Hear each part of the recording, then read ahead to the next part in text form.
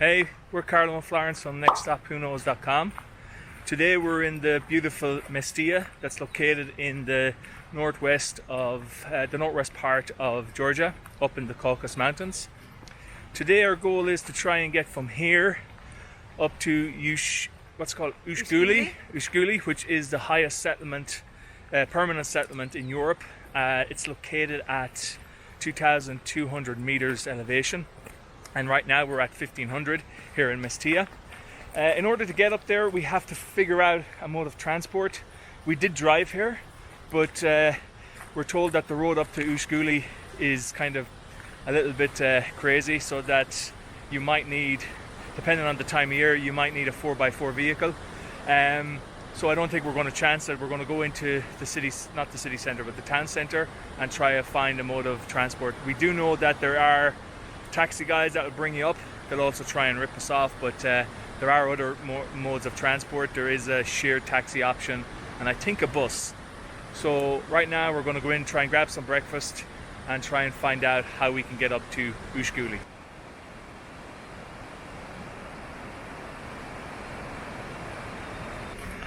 Absolutely stunning views here in Mestia.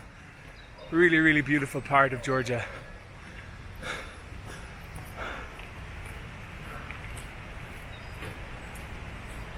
We went into a ticket office there around the town square to find out about getting ourselves up to Ushguli.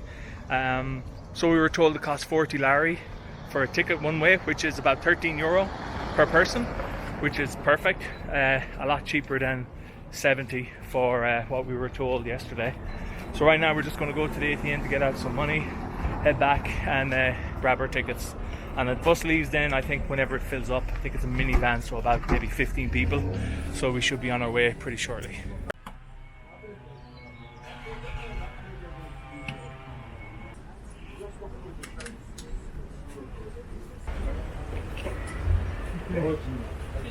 So from Ushguli to Mestia? Okay, so 4 tickets or 2 tickets? Four. Okay, 4 tickets. Yeah, perfect.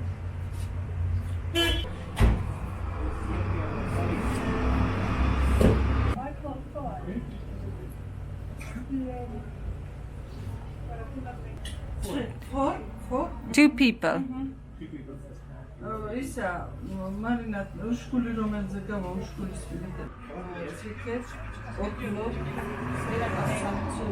Okay.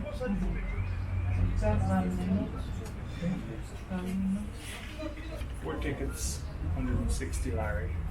2 people, return journey. Yeah, so we have our tickets now, and we're just waiting for this. Is our mode of transport here behind us, the van. We're waiting for that to fill up. I think it holds about 15 people. So once we get that full, we'll be on our way. So we're told. Could be 20 minutes, could be 5 minutes, could be 2 hours either. We'll see. We've already been waiting now about a half an hour for this bus to go. Doesn't seem to be any sign of movement, and we're the only ones on the bus as well. So if it doesn't leave in the next 45 minutes, an hour, we're probably going to have to think about getting our own way there. Otherwise, we're not going to get there today, because we only plan on staying tonight and then tomorrow exploring a bit here around Mestia, and then leaving to go back towards Kudasi or Tbilisi. We don't know yet. So hopefully we get moving in the next half hour, an hour. So eventually we're on our way. We're just leaving Mestia now, and it'll take about 2.5 to 3 hours to get here.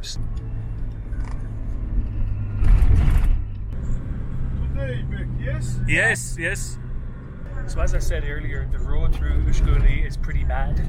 They are repairing the road, trying to make it more accessible for people that want to drive themselves. The distance to Ushguli is about 50 kilometers, and we're told that about 25 to 30 kilometers of that road is fine to drive on. It's the last section, or the section in the middle, that's really bad. And depending on whether it rains or if there's bad weather, that it gets really muddy, and therefore cars are, unable to pass through. So that's why we didn't want to drive ourselves. We just wanted to, have someone take us up there and not have to worry about trying to navigate the roads up there.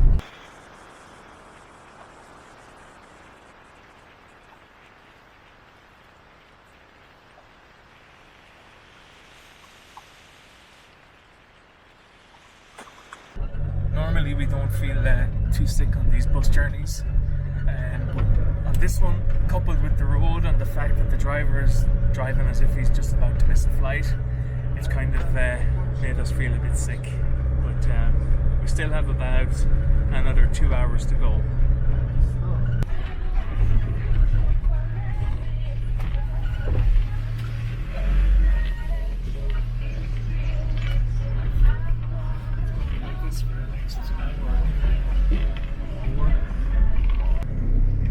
Couple of hikers here. Obviously it's a great area of the country for hiking, so plenty of hikers around.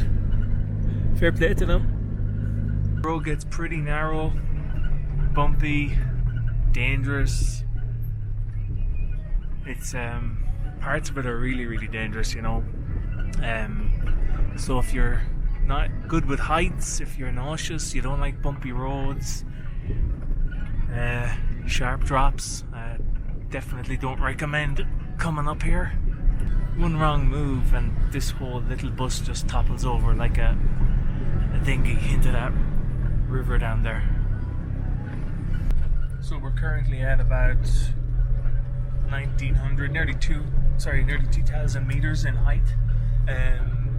Ushguli is at a total height of 2200 meters, so about another 200-300 meters in elevation to climb yet. We just stopped for a few minutes here to take some photos, so absolutely stunning views here. Really spectacular.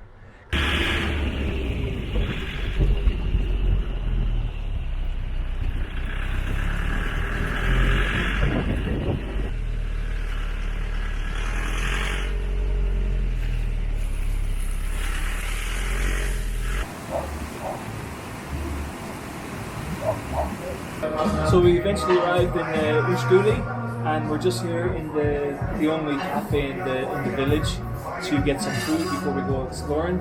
So what we've got here is some typical Georgian dishes, just a salad, tomato and cucumber salad, and this is called lubiani, which is like a pastry with smashed beans in it. So we're just going to tuck into this, and afterwards we're going to go out exploring. So this is some lubiani.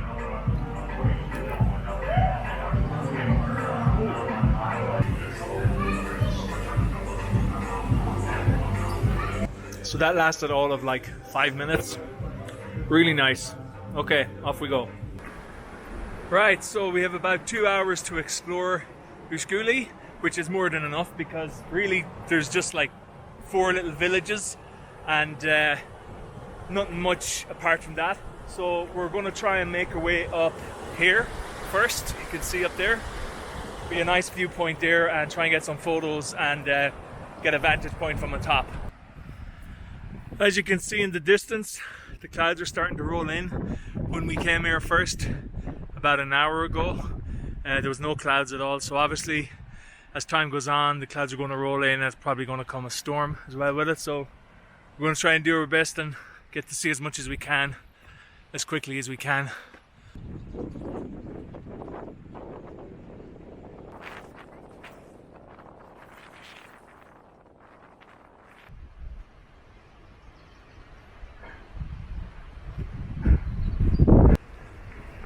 The population of Ushguli here is 200 to 250. We don't know exactly the number, but it has about 70 families. And 6 months of the year it's covered with snow, so they have a harsh winter and it's impassable, so you can't get in or out basically. So along with a small school and a couple of guest houses and a few Airbnb places, there's nothing else really to see here. Interestingly enough, up until the early 2000s, this place was lawless. There was no police, because I mean 6 months of the year they couldn't get here, so there was a lot of banditry and blood feuds going on. So and also in 1987 there was a big avalanche here that scared off, understandably, a lot of the population because it was such a dangerous place to live. As you can imagine, all these mountains here covered in snow, and a big avalanche comes, it just, you know, destroys the small villages underneath. You can see in the distance there's a lot of hikers, and and you can see like a little trail, well not a little trail, but a trail goes all the way up there. There's tons and tons of different hiking possibilities up around here, and we were just saying if we were to come back here sometime in the future, we definitely try a few of these trails. They look really, really stunning. So yeah, if you're into hiking, pretty good trails up here. You can just imagine how all this landscape was unspoiled through the decades, and how the locals must have lived back in the day. You know, some of them obviously still do live off the land, so it's quite interesting to see something that's still unspoiled by modern technology. Obviously they have Wi-Fi here and stuff like that, but as a whole hasn't been spoiled by tourism yet, and technology.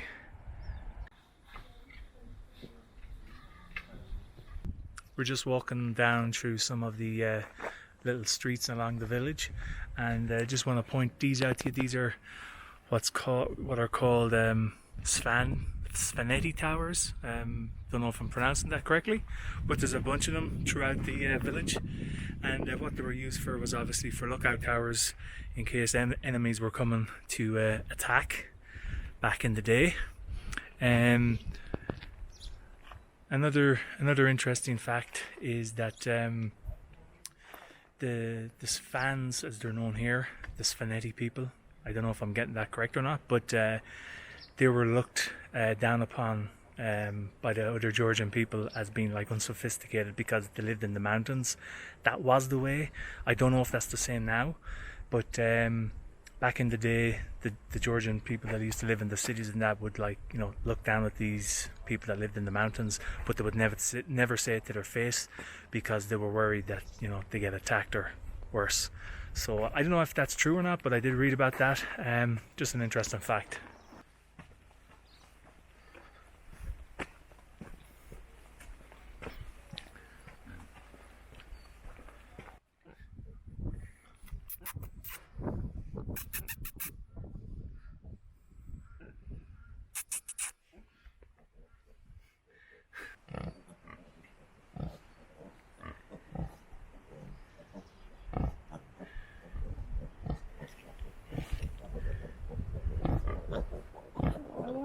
One of the babies in their snout. Time for dinner, is it, guys?